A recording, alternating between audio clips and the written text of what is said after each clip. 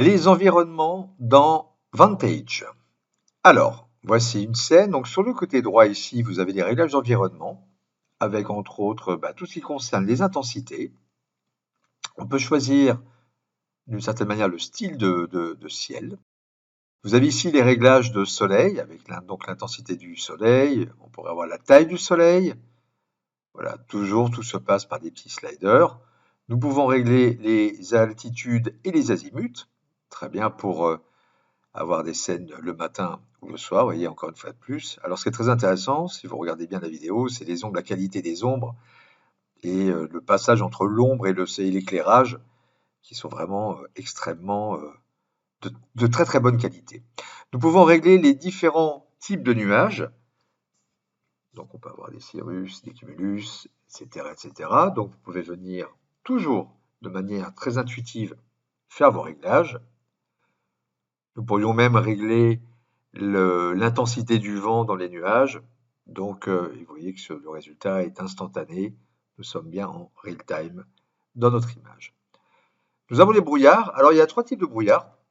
Le premier, bon, dans cette scène-là, on ne le verra pas trop, mais très intéressant. Par exemple, lorsque vous avez une lampe et que vous voulez, dans un rail de lumière, montrer un petit peu la poussière. Donc, on pourrait le faire de cette manière-là. Bon, là, ça marche quand même un petit peu sur le ciel. Le deuxième, c'est vraiment la pollution pure. Voilà, on peut régler l'intensité. Vous voyez encore tout ça de manière extrêmement simple. Là, vous jouez avec les tirettes jusqu'à trouver le bon réglage.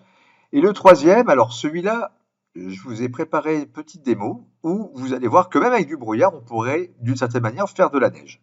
Alors comment je fais ça? C'est pas très compliqué. Je descends mon brouillard. Donc là, on voit bien, il est bien compact. Je viens jouer un petit peu avec les différents filtres. Voilà, je vais le baisser un petit peu, de manière à ce qu'on voit les gens. Et je peux activer ce premier effet et le deuxième. Et regardez, on a vraiment l'impression d'avoir un petit peu les nuages, où on le met encore plus bas, ça pourrait être de la neige. Donc voilà, tout ça est extrêmement rapide. Nous avons les ambiances globales que nous pourrions utiliser pour notre scène. Voilà, avec les réglages d'ambiante occlusion. Encore une fois de plus, très intuitif.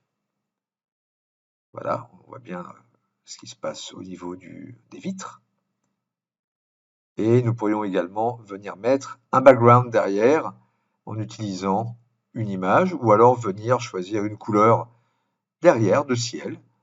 Voilà, toujours avec le nuancier classique que nous retrouvons dans la plupart des logiciels 3D. Voilà, tout simplement en bougeant l'intensité et en venant effectuer ces réglages.